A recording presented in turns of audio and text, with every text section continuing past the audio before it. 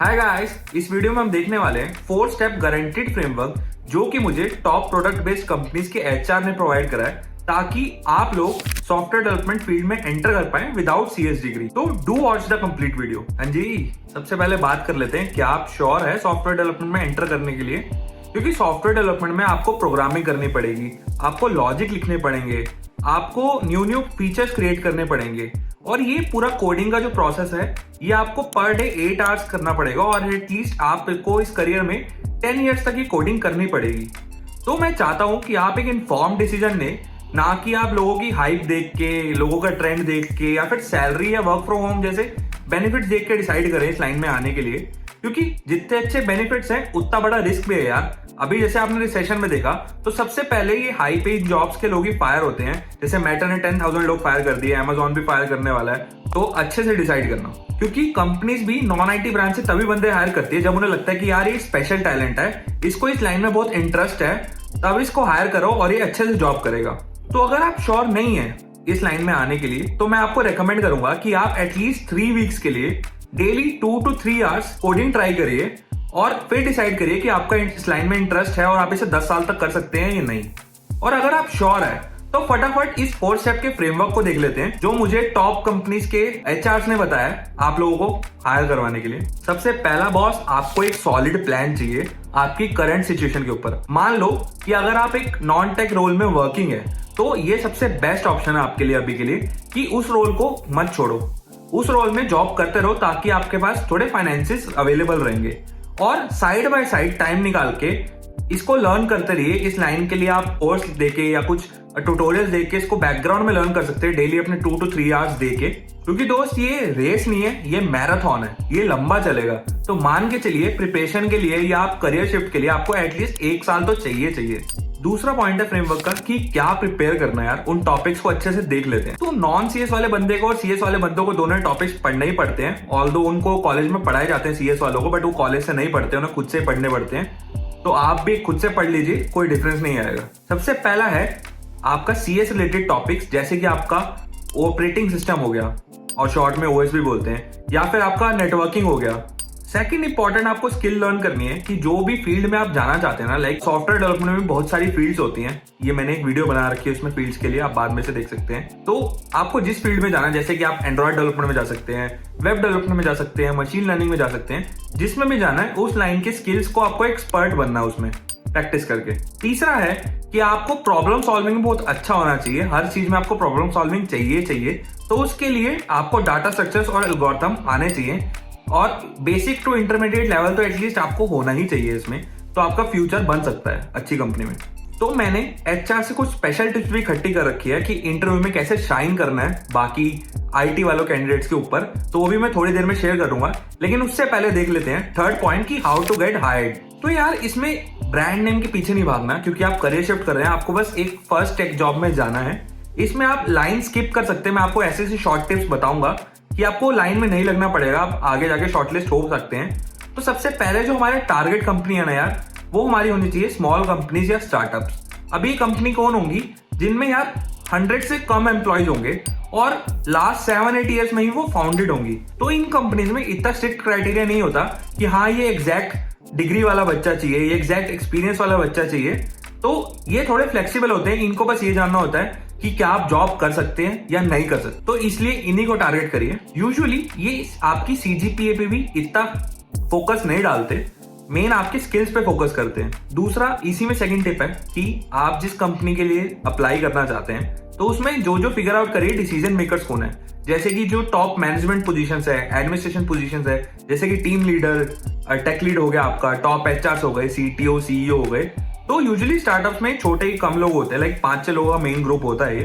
तो इनको टारगेट करिए। लिंक्डइन, ट्विटर या फेसबुक पे जाके भी मैं रेकमेंड करूंगा आपको ऑफिशियल ईमेल आईडी या फिर लिंक्डइन पे इनको टारगेट करिए। थोड़ी बहुत गाइडेंस ले सकते हैं आप, अगर गाइडेंस नहीं तो आप डायरेक्टली जाके पिच भी कर सकते हैं इनको कि hi sir, I am a budding tech enthusiast and a full stack developer. I have worked with these skills with 3 companies during my internship period. Now I am looking for a more professional role and I came across a job opening at your company. I find my profile compatible according to your needs and I will help you update your current tech stack and we together can implement these 3 product ideas to your awesome product. Then you can share what all 3 ideas that you can help their customers to make the conversation going and show that you have the product knowledge and eager to get hired and contribute to their journey.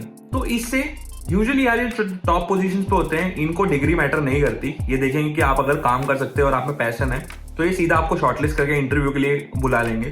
Third है यार कि आप अपनी तरफ से जितनी जान लगा सकते हो ना उतने अच्छे से स्किल्स को लर्न करिए, क्योंकि अगर एक इंटरव्यू में एक कैंडिडेट होगा with same set of skills degree के साथ और एक कैंडिडेट होगा same set of skills without degree, तो रिक्रूटर डेफिनेटली डिग्री वाले को प्रेफर करेगा। तो उसमें कंपटीशन में जीतने का एक ही वे है कि आपको अपने स्किल्स इतनी ज्यादा अच्छी प्रिपेयर करनी है और इतना ज्यादा एडवांस हो जाना उनमें कि ये बहुत छोटा लगने लगे डिग्री के साथ भी आपकी स्किल्स इतनी अच्छी हो। और यार क्योंकि आप करियर चेंज कर रहे हैं तो आप 100 कंपनी में अप्लाई करोगे तो 2-3 ही आपको चांस देंगे। तो आपको हमेशा रेडी रहना है कि ये 2-3 चांस में मैं कोई गड़बड़ ना करूं, मैं हमेशा रेडी रहूं अपने स्किल्स के साथ कि जैसी कोई इंटरव्यू होगा मैं क्लियर कर पाऊं और अपनी स्किल्स प्रेजेंट कर पाऊं अच्छे से। और मैं पर्सनली आपको रेकमेंड करूंगा कि यार सबसे फास्टेस्ट वे है इंडस्ट्री में एंटर करने का, वो है वेब डेवलपमेंट।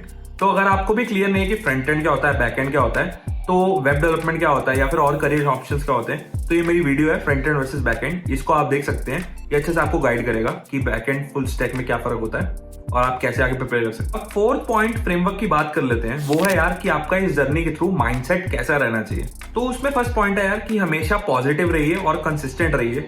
पॉजिटिव क्यों? क्योंकि ये जर्नी हार्ड होने वाली है और नेगेटिविटी लोग आपको डिमोटिवेट करेंगे करियर चेंज करने में, ऐसा है, ये डूएबल नहीं है, ये मुश्किल है, क्यों टाइम वेस्ट कर रहे हो, नॉन टेक में अच्छे लगे रहो। बट ऐसा नहीं है, अगर आपने डिसाइड कर लिया है तो लगे रहिए। टाइम लगेगा डेफिनेटली बट डूएबल है। मेरे बहुत सारे फ्रेंड्स हैं जिन्होंने ऐसा किया है, उनकी टिप्स और ट्रिक्स भी मैं धीरे धीरे लाता रहूंगा अपने चैनल पे, तो सब्सक्राइब जरूर करना। क्योंकि यार इतना लंबा टाइम लगता है इसमें एक चांस मिलने में, तो ये थोड़ा सा डीमोटिवेट हो जाता है। बट मैं आपको टाइम में बताऊं कि अगर एक डिग्री होल्डर है ना यार, उसको भी एक अच्छी कंपनी में जॉब लेने के लिए एटलीस्ट 3 to 6 months लगते हैं सारा इंटरव्यू के लिए प्रिपेयर करने में और इंटरव्यू क्लियर करने में। इवन उसने 3 से 4 साल उसने पढ़ाई करी हुई होती है डिग्री के लिए। तो अगर आप बिना डिग्री के जा रहे हो तो आप मान के चलिए कि 1 से 1.5 साल आपको भी लगेगा, जिसमें 6-8 महीने तो आप पढ़ेंगे और बाकी जो 6-8 महीने हैं वो आपकी जॉब अपॉर्चुनिटी में आपको चांस मिलने के लिए लग सकता है।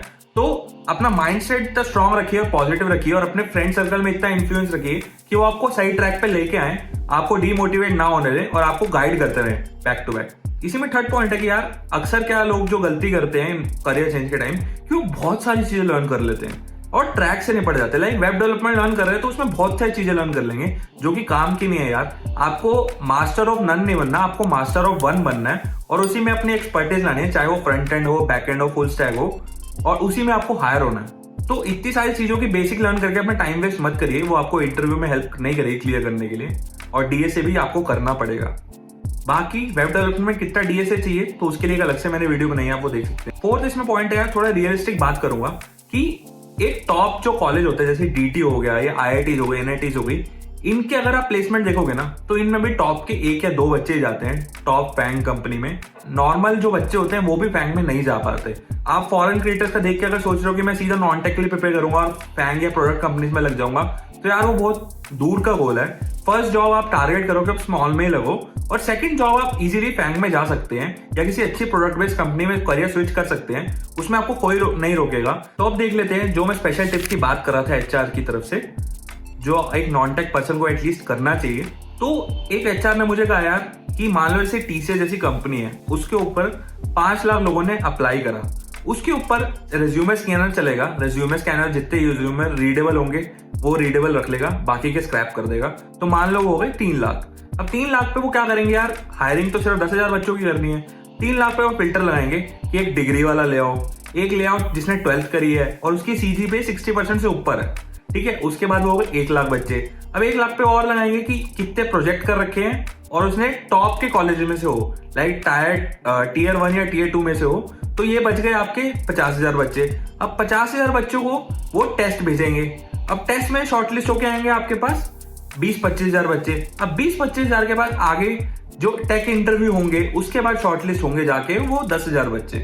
तो इतना लंबा प्रोसेस होता है, तो एचआर के पास इतना टाइम नहीं होता कि आपका इंडिविजुअल रिज्यूमे देखे, इंडिविजुअल फोकस करे कि इसने क्या क्या कर रखा है बैकग्राउंड में जाके लर्न करने के लिए। तो एक सिंपल सा वैलिडेशन उन्हें देने के लिए कि हाँ जी आप इस लाइन में एंटर करना चाहते हैं और डेडिकेटेड हैं, आप आउट ऑफ वे गए अपनी लाइन से लर्न करने के लिए, सबसे अच्छा तरीका है कि आप एक कोई सर्टिफिकेशन कर लीजिए जो भी लाइन में आप अपना करियर बनाना चाहते हैं। जैसे मैं वेब डेवलपमेंट की बात करूं तो जैसे कोई भी लाइव इंस्टीट्यूट है, जैसे कि आपका कोडिंग निंजा हो गया, कोडिंग ब्लॉक्स हो गया, या फिर और भी बहुत सारे आसपास स्कूल्स हैं जो आपको टीचिंग कराते हैं और जॉब गारंटी देते हैं। जॉब गारंटी की तो मैं बात नहीं करूं तो अच्छा है, बट डेफिनेटली वो सिखाते हैं। बट अगर आप पे कर ही रहे हैं, मैं रिकमेंड करूँ किसी अच्छी ब्रांड से सीखें। अदरवाइज आप ज्यादा अफोर्ड नहीं कर सकते तो एटलीस्ट आप यूडेमी से तो कोर्स करिए फॉरेन क्रिएटर्स का, तो वो अच्छे से आपको सिखाएंगे। दूसरी टिप उन्होंने बोला कि यार इतने लोगों में शॉर्टलिस्ट, जैसे आप वहां पे डिग्री का फिल्टर लगा दिया 5 लाख लोगों पे, तो आप ऑलरेडी रिजेक्ट हो गए वहां पे। तो ऐसे आप शॉर्टलिस्ट हो ही नहीं पाएंगे किसी कंपनी में जो ऑटोमेटिक टूल ट्राई करती है। तो पहले तो ये है कि छोटी कंपनी के थ्रू अपना करियर स्टार्ट करिए। और दूसरा है, अगर आप किसी मिड कंपनी में भी जाना चाहते हैं, फिर छोटी कंपनी में भी जाना चाहते हैं, तो वहां पे कोई आपका वर्किंग एम्प्लॉय है ना, उसके थ्रू अपने आप को रेफर कराइए। रेफरल में क्या होता है कि आपको एचआर एक क्विक रन थ्रू आपकी प्रोफाइल को देता ही देता है और आपसे डिस्कस भी कर लेता है उस कैंडिडेट से कि आपने इसको क्यों रेफर करा है नॉन टेक प्रोफाइल से। अगर आप उसको कॉन्फिडेंस दिलाते हैं कि हाँ मैं इसे जानता हूँ, ये स्किल्स में बहुत अच्छा है, ये कर सकता है जॉब अच्छे से, तो एचआर आपको शॉर्टलिस्ट करके एक इंटरव्यू के लिए बुला लेगी। तो ये बहुत अच्छा लाइन है कि बहुत अच्छा वे है लाइन स्किप करके आने का और अपने आप को इंटरव्यू में प्रेजेंटेबल बनाने का। तीसरा यार, अपनी प्रोफाइल बहुत अच्छी बनाओ। लाइक इंटरव्यू में आपके पास बहुत अच्छे प्रोजेक्ट्स होने चाहिए दिखाने के लिए। लर्निंग वाले प्रोजेक्ट्स नहीं चलेंगे, अच्छे अच्छे प्रोजेक्ट्स बनाइए जो कॉम्प्लेक्स हो। स्किल्स अपनी बहुत अच्छी पॉलिश होनी चाहिए। और तीसरा है आपका यार कॉन्फिडेंस और प्रेजेंटेशन। तो इंग्लिश एटलीस्ट मीडियम लेवल की तो आनी चाहिए और कॉन्फिडेंस तो यार डेफिनेटली आपको शो करना पड़ेगा कि हाँ मुझे इस लाइन में मैं कंफर्टेबल हूँ, I can do it, I can do the job and I will do it. तो इसी एटीट्यूड के साथ अगर आप शो करेंगे तो आपका चांस है आगे हायर होने का। एंड डेफिनेटली डीएस आपको करना पड़ेगा प्रॉब्लम सॉल्विंग के लिए। बेसिक्स क्वेश्चन तो वो पूछेंगे। तो यार I hope this information was helpful to you. तो sorry for the delay for this video. मैं अलग अलग एचआर से कांटेक्ट करके उनसे इन्फॉर्मेशन ले रहा था कि कैसे नॉन टेक से हायर हो सकते हैं लोग। तो मैंने पूरा फ्रेमवर्क उसके इन्फॉर्मेशन के अकॉर्डिंग बनाया है और आई होप ये आपको फ्यूचर में हेल्प करे। तो all the best for your journey. और ऐसी ही नई नई टॉपिक्स पे फ्रंट एंड या वेब डेवलपमेंट में अपनी स्किल्स पॉलिश करने के लिए या कंटेंट देखने के लिए मेरे चैनल को जरूर सब्सक्राइब करिए और अपना लव शो करिए लाइक बटन दबा के और आगे लोगों के साथ शेयर करिए। If you want me to make a video on something else तो do let me know in the comment section. Thank you very much for watching.